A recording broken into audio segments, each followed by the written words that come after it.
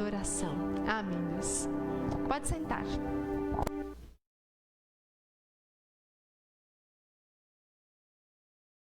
Estar mais uma vez na presença de Deus, louvando e adorando o seu nome.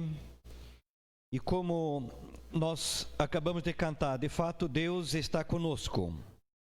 Deus está em nosso meio. Deus está onde o seu povo está. Jesus até disse que onde 2 ou 3 estejam reunidos no nome dele, ele está no meio deles. Mas o tema do nosso culto hoje é Jesus, o Emanuel, o Deus conosco.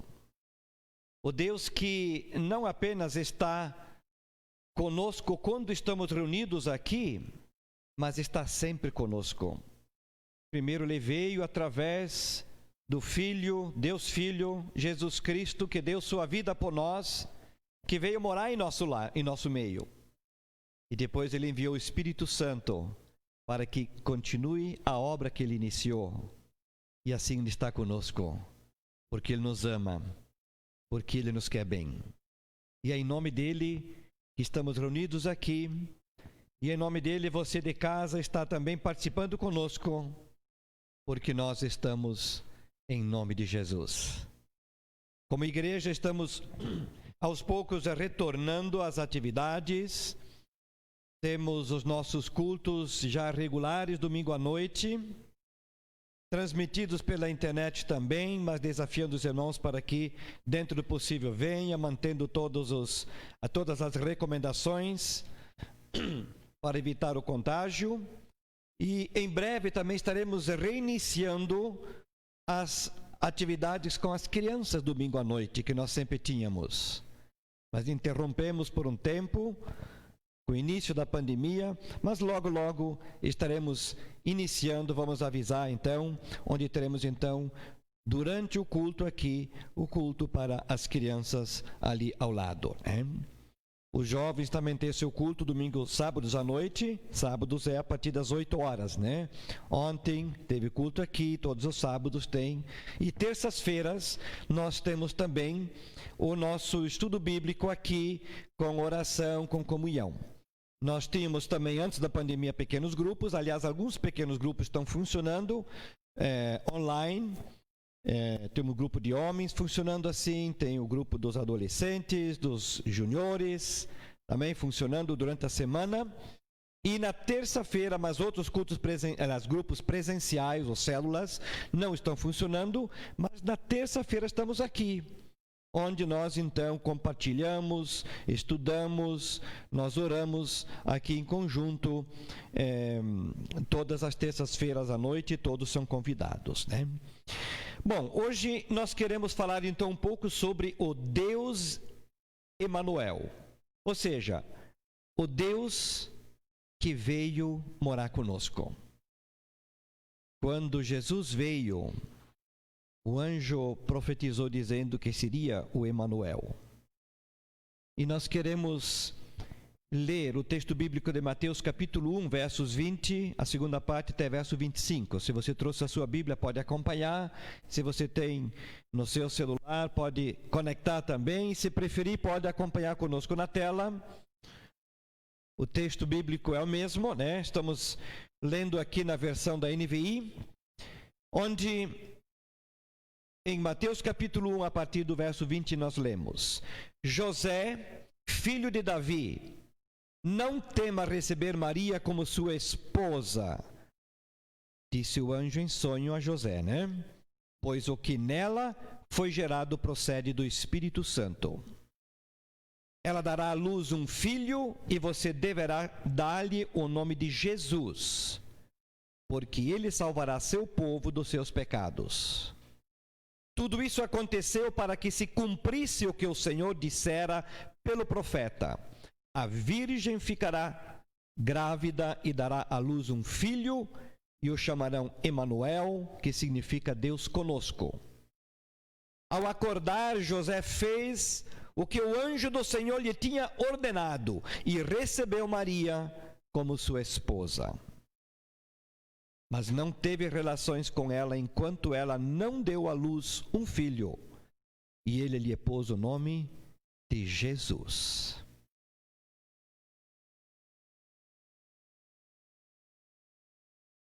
Emanuel, o Deus conosco. José, noivo de Maria, estava dormindo e em sonho o anjo de Deus lhe apareceu, lhe dando algumas recomendações. Se nós lermos o contexto todo daquilo que estava acontecendo naqueles dias, nós vamos entender um pouco melhor o enredo daquela situação. José era noivo de Maria. De repente, a noiva estava grávida e o noivo sabia que não era dele. Ele tinha certeza. Não porque tivesse usado preservativo, né? Mas porque nada havia acontecido entre eles. Como dizia, orientava a palavra de Deus, eles estavam se guardando até o casamento.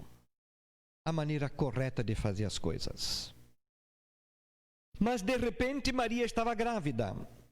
E a Bíblia nos diz também que José, sendo um homem temente a Deus, não queria fazer o que a lei lhe permitiria. Que era o quê? Denunciar em público o pecado, a traição de Maria, sua noiva, e ela seria exemplarmente castigada. Mas a Bíblia diz que ele era um homem temente a Deus, e por isso ele preferiu não arrumar nenhum escândalo, nenhum problema para Maria. E o seu plano era sair de fininho, sumir simplesmente e deixar que Maria vivesse a sua vida. Ele não queria prejudicar a sua noiva. Ele amava a sua noiva. Não sabia por que isso aconteceu. Imagino que ele tivesse até conversado com ela. E ela contou a história. Mas cá entre nós, se isso acontecesse com você, homem, você ia acreditar nessa história? Olha, meu querido, aconteceu uma coisa, eu preciso te contar. Tá, mas conta, o que foi? Estou grávida. Você é grávida? Como assim? Pois é, você não vai acreditar, mas é verdade. Eu estou grávida do Espírito Santo. Imagina uma história dessa, ia colar? Pois é, nem hoje, nem naquela vez, né? Mas a Bíblia diz, mesmo assim, José, um bom homem, um bom rapaz, não queria escandalizar ninguém, não queria prejudicar nem sua noiva, nem a família dela. E disse, olha, tá difícil de acreditar essa história. Eu não vou me vingar, não vou exigir meus direitos, eu vou sair de fininho e ela vai administrar sua vida daqui por diante. Afinal, ele não era casado com ela ainda, era noivo apenas. Mas aí aparece um anjo num sonho enquanto ele dormia, dizendo para ele, José, homem de Deus, não faça isso, acredite no que Maria está te contando. É isto mesmo que aconteceu. E o anjo disse para ele que deveria receber Maria como esposa, e ao nascer o filho deveria dar-lhe o nome de Jesus. O texto fala também em Emanuel, mas José entendeu que o nome dele seria Jesus e não Emanuel. Emanuel seria apenas uma referência à missão que ele teria que cumprir, ao que ele estava vindo fazer. Era o Deus que estava vindo ao encontro da humanidade, Deus conosco. Mas o nome do cartório, né, registrado, seria Jesus. Este seria o nome dele.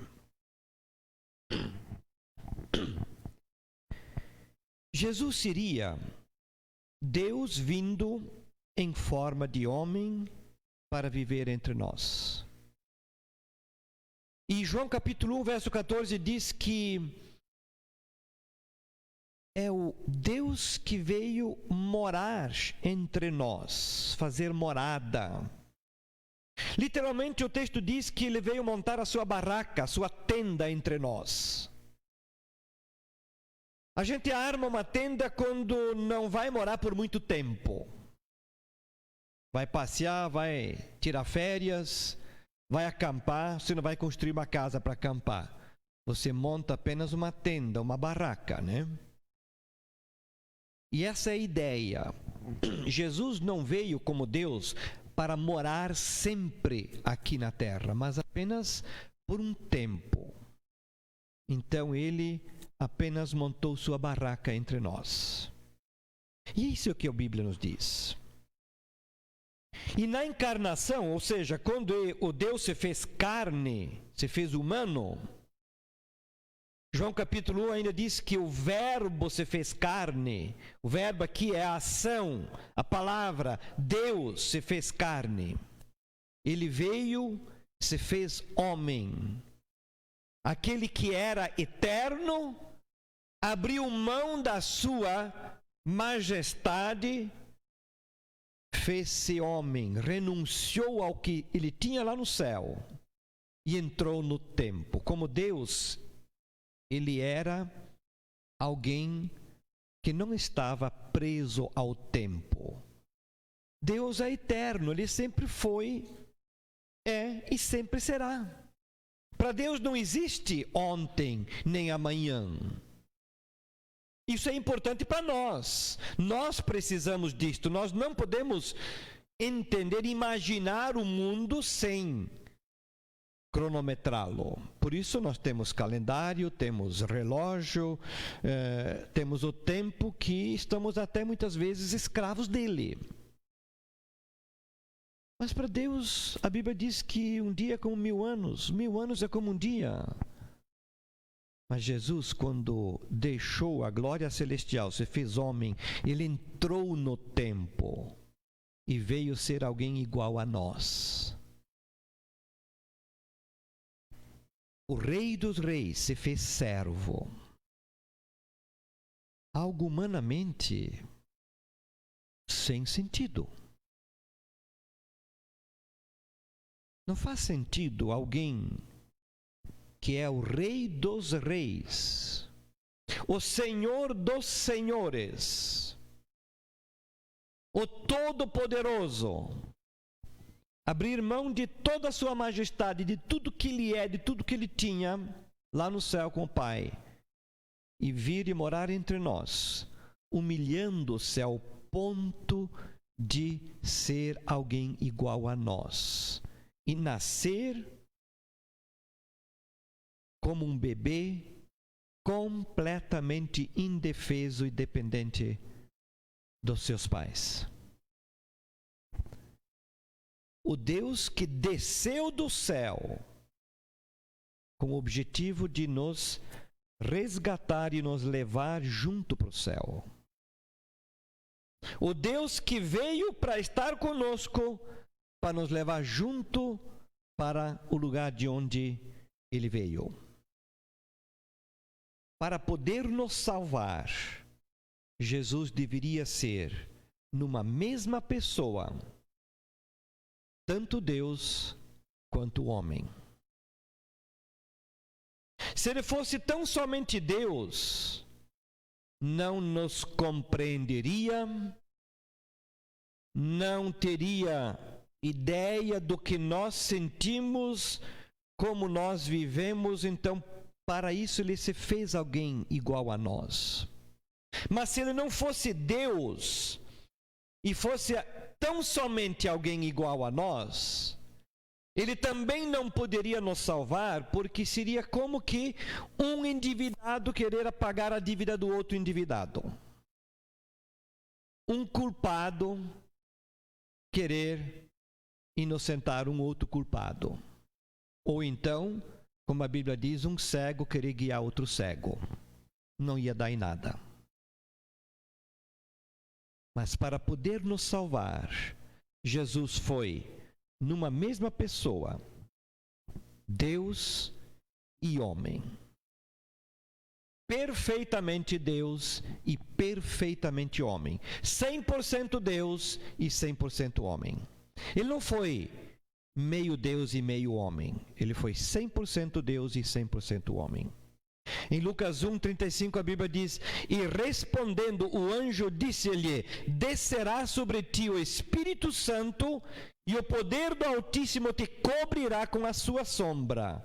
Por isso também o santo que de ti há de nascer, o filho, será chamado Filho de Deus. Seu nascimento foi natural, mas a sua concepção foi sobrenatural. Por isso, como disse, 100% Deus e 100% homem ao mesmo tempo. Divino e humano, mas sem pecado. Foi o grande diferencial dele. Por ser perfeitamente Deus, Jesus pôde se tornar o nosso Salvador. E pôde fazer o quê? Pôde viver como homem, mas sem pecar. Por ser 100% Deus, ele pôde viver como alguém igual a nós, com todas as limitações que nós temos, sofrendo todas as dificuldades que nós enfrentamos, as tentações que nós enfrentamos, mas sem pecar, sem cair, porque ele era 100% Deus. Ele pôde também pagar a nossa dívida diante de Deus, porque ele era alguém sem culpa, sem dívida, sem pecado. Por isso ele pôde pagar a nossa dívida, nosso pecado, que era uma dívida diante de Deus. Então ele só pôde fazer isso por ter sido 100% Deus. Ele também, por causa disso, pode nos abrir as portas do céu e nos receber.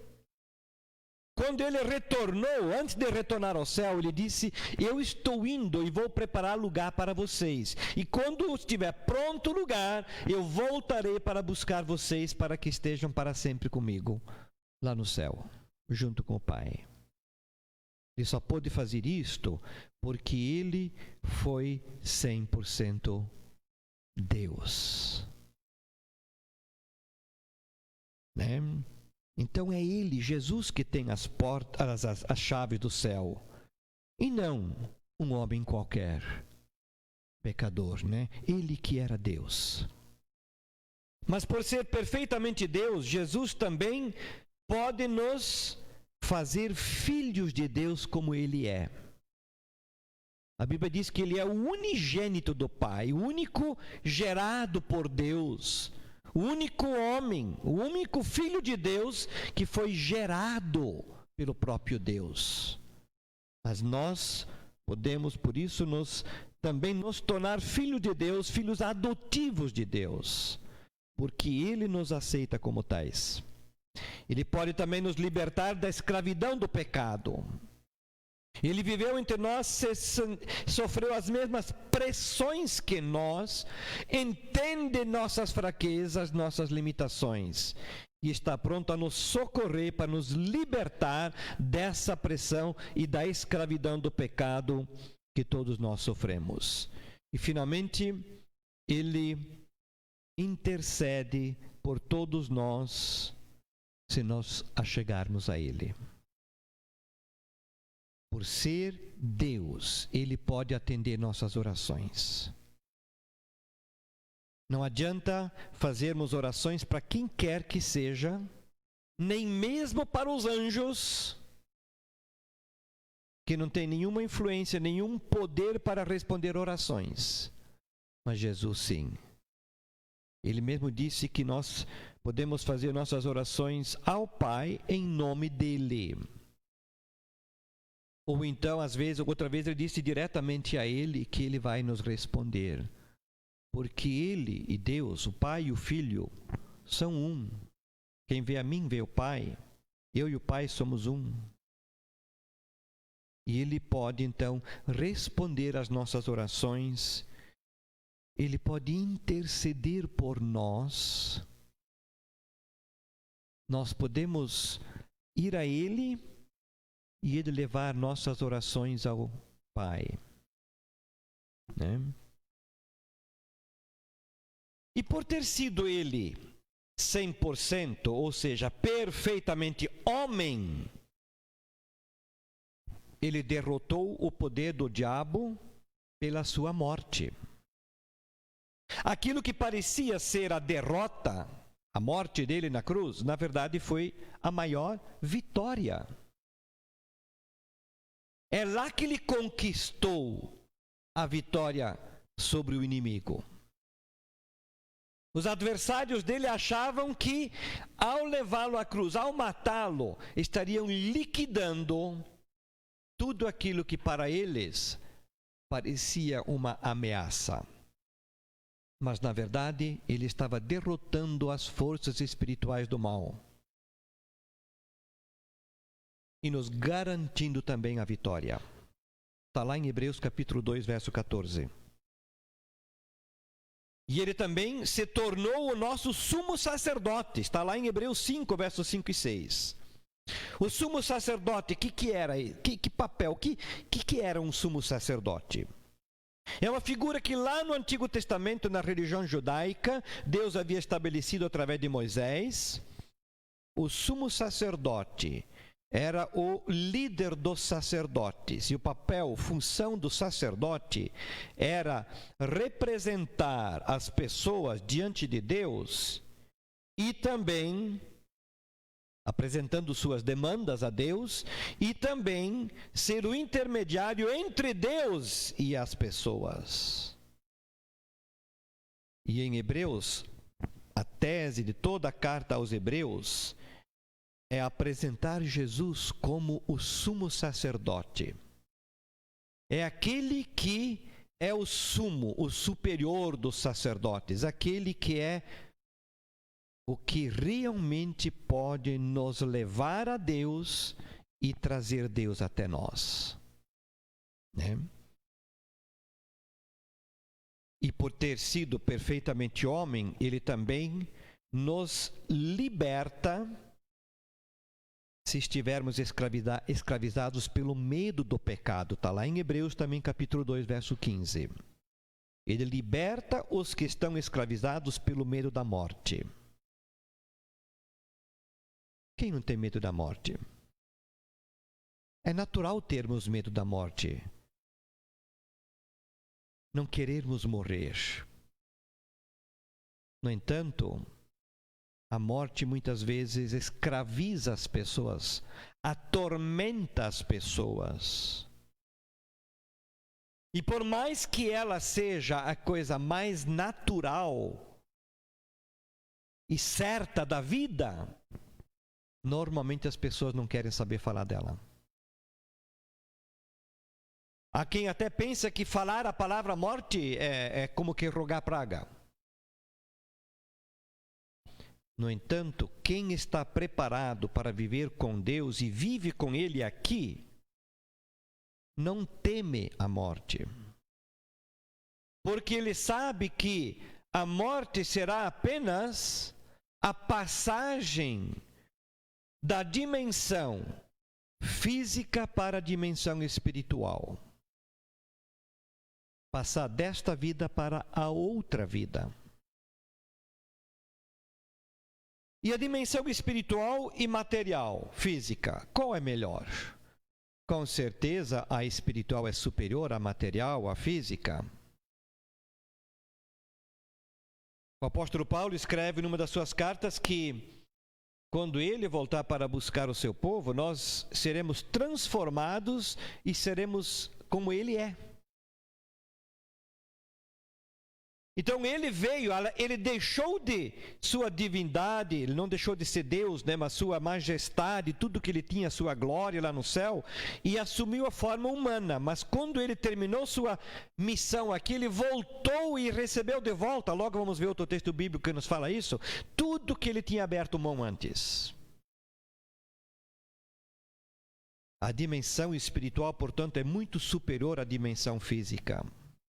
E quem vive com Jesus, quem vive com Deus neste mundo, nesta vida, está preparado, habilitado para entrar nos céus no dia que ele partir daqui. Por isso, Jesus nos liberta daquela escravidão do medo da morte, né?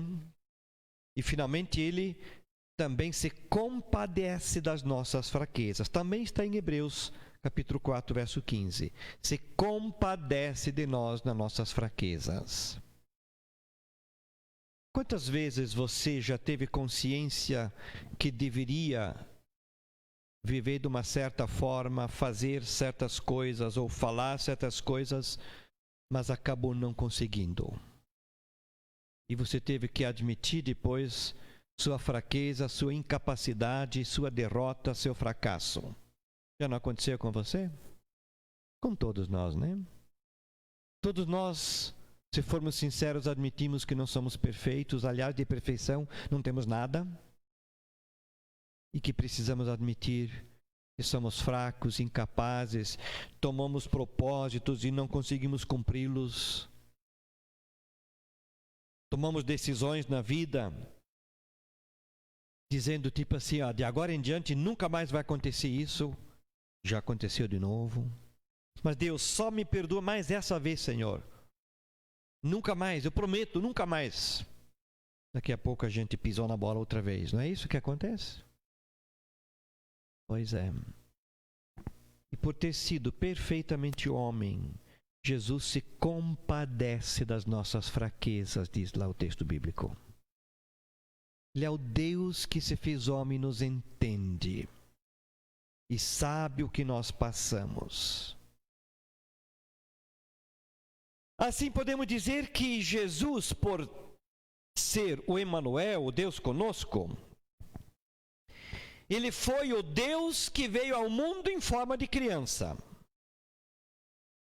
Como todo-poderoso Deus que assumiu a fragilidade humana para nos resgatar. Ele nos oferece o perdão e a reconciliação com Deus quando nós estávamos afastados, separados, havendo um grande abismo entre nós e Deus.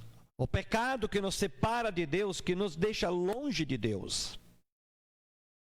Ele nos oferece o perdão, a reconciliação e nos traz de volta para Deus. Ele também nos oferece uma vida de paz, de alegria e vida abundante. Uma vida que vale a pena ser vivida, não uma vida medíocre, não uma vida miserável, mas uma vida que a gente olha para ela e diz, puxa vida, mas que vida legal, né? Não que é uma vida sem problemas, porque vida sem problemas é só no céu, não é aqui. Aqui tem problemas. Mas podemos passar nessa vida com problemas e alcançar a vitória, a paz, a alegria, apesar das lutas e dificuldades que ela nos traz, né? Ele também, pela sua graça, nos oferece provisão diária permanente, nos dá a força necessária para vencermos as dificuldades e depois olharmos para trás e dizer, puxa vida, Deus me socorreu. Lembra daquele poema tão famoso, esqueci agora o autor, né? Que reclamou de Jesus, que olhando para trás nos passos na areia, né? Depois que ele analisou o tempo e viu que justamente naquela pior situação havia apenas os passos de uma pessoa. E ele foi reclamar para Jesus, vida, mas quando eu mais precisava, está ali, o Senhor me abandonou, me deixou sozinho, por isso que a coisa ficou difícil. E Jesus respondeu o quê?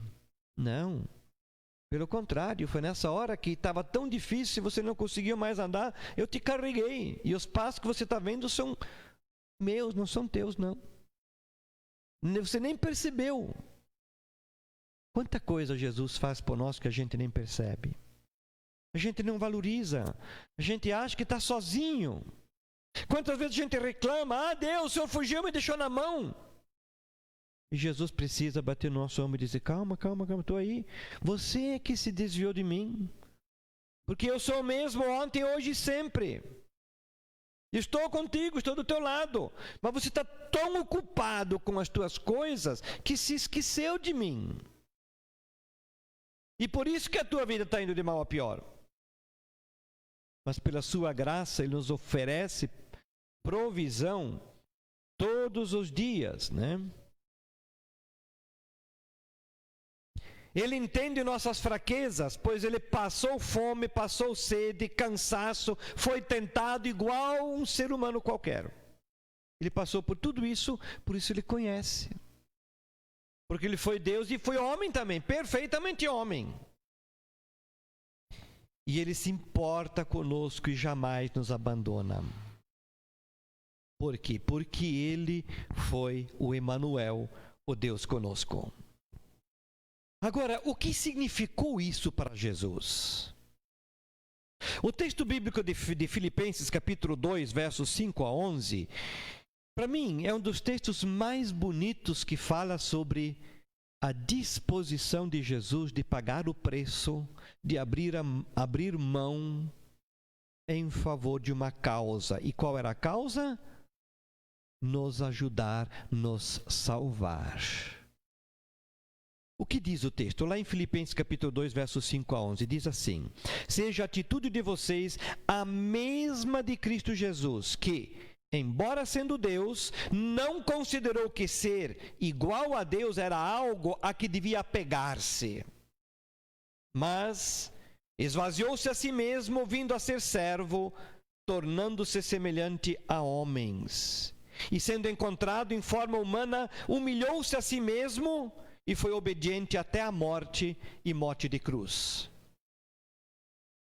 Por isso Deus o exaltou à mais alta posição e lhe deu o nome que está acima de todo nome, para que ao nome de Jesus se dobre todo o joelho nos céus, na terra e debaixo da terra, e toda língua confesse que Jesus Cristo é Senhor, para a glória de Deus Pai. Então esta foi a obra. O que isso significou para Jesus? Qual foi a atitude dele? Diz o texto assim, destaquei aqui: embora sendo Deus, ele fez o quê? Esvaziou-se a si mesmo, vindo a ser servo, tornando-se semelhante a homens. Ele se humilhou a si mesmo, foi obediente até a morte e morte de cruz. Essa foi a atitude de Jesus, que resultou na nossa salvação, na nossa reconciliação com Deus. Se não fosse a atitude de Jesus, nós não teríamos a mínima chance. Agora, qual foi o resultado disso para ele? Pagar esse preço. A última parte desse texto nos diz: por isso, porque ele fez isso, né? Isso o quê? Isso aqui. Embora sendo Deus, se esvaziou a si mesmo, vindo a ser servo, semelhante a homem, humilhou-se a si mesmo, foi obediente até a morte e morte de cruz. Por isso, Deus o exaltou à mais alta posição. Ele deu o nome que está acima de todo nome, para que ao nome de Jesus se dobre todo o joelho nos céus, na terra e debaixo da terra, e toda língua confesse que Jesus Cristo é Senhor, para a glória de Deus Pai. Então foi, digamos, a recompensa que ele recebeu.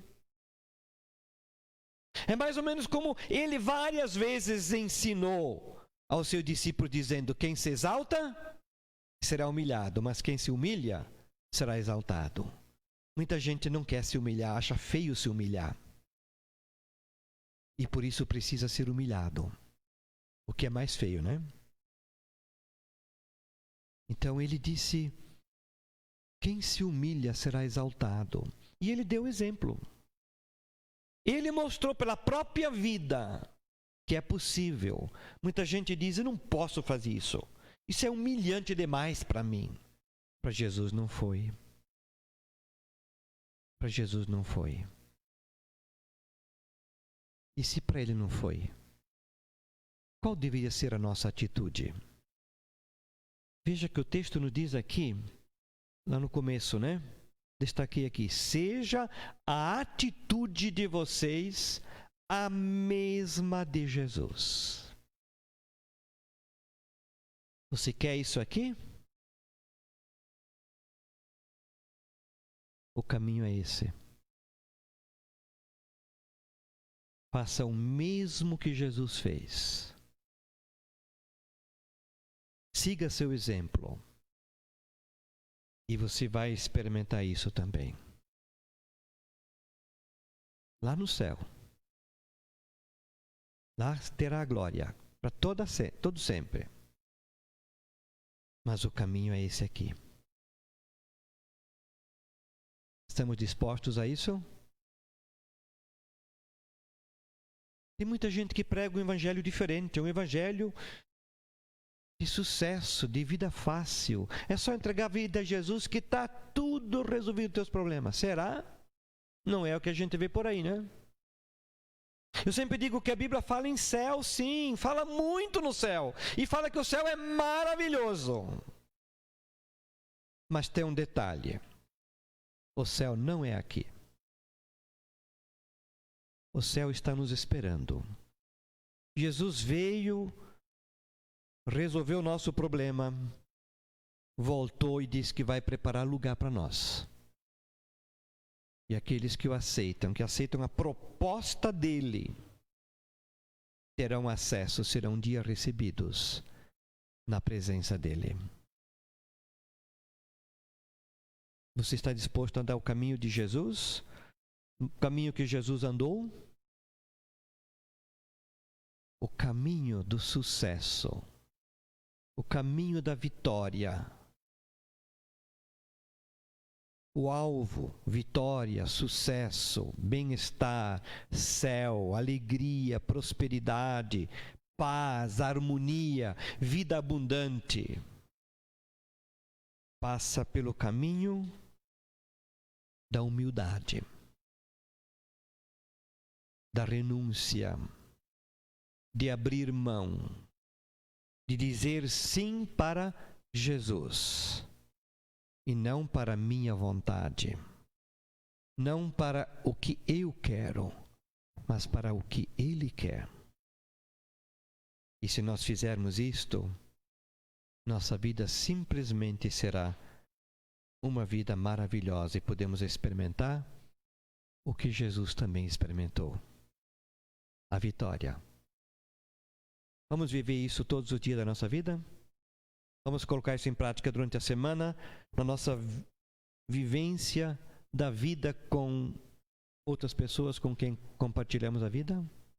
Vamos ficar em pé, vamos orar?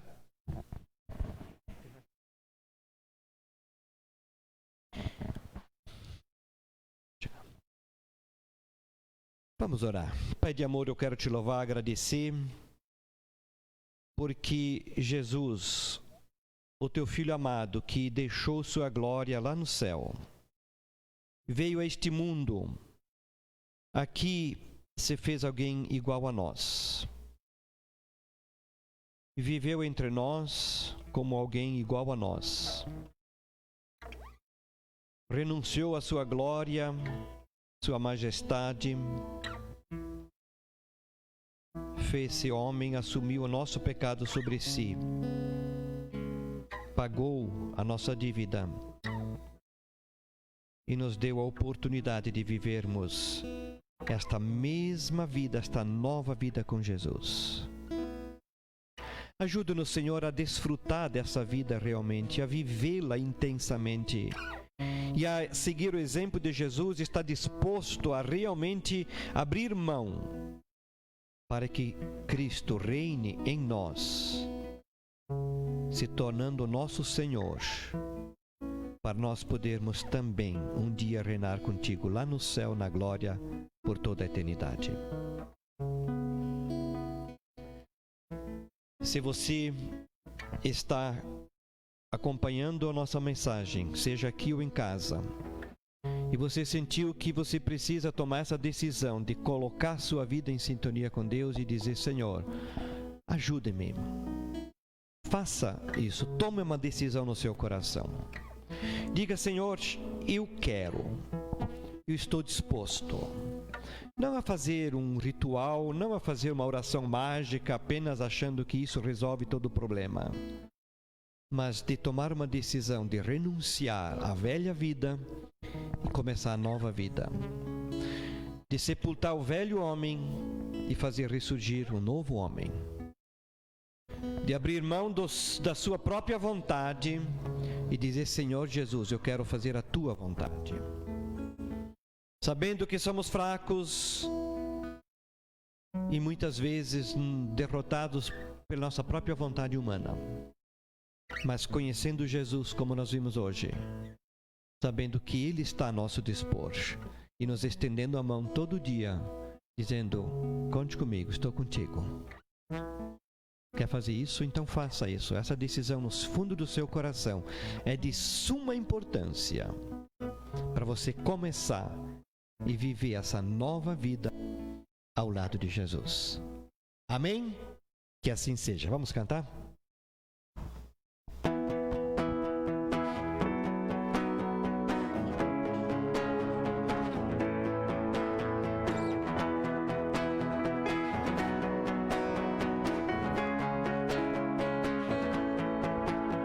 Deixou a sua glória pra estar comigo. Morreu numa cruz pra estar comigo. Venceu o diabo pra estar comigo. Vence a dor pra estar comigo. Maravilhoso conselheiro, Deus sorte, príncipe da paz. Maravilhoso conselheiro, Deus sorte, príncipe da paz.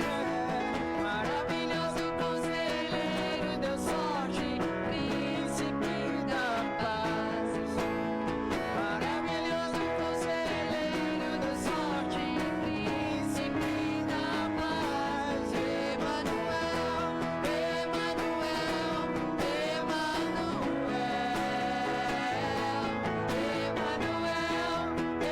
Emanuel,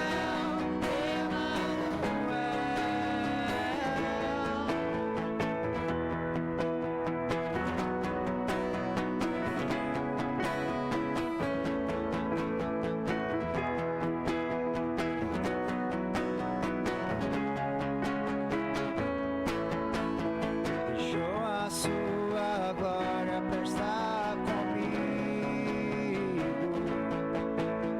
Morreu numa cruz pra estar comigo. Venceu o diabo pra estar comigo. Vence a dor pra estar comigo. Maravilhoso conselheiro, Deus sorte, príncipe da paz. Maravilhoso conselheiro, Deus sorte, príncipe da paz. Maravilhoso conselheiro, Deus sorte, príncipe da paz. Maravilhoso conselheiro, Deus sorte, príncipe da paz. Emanuel, Emanuel,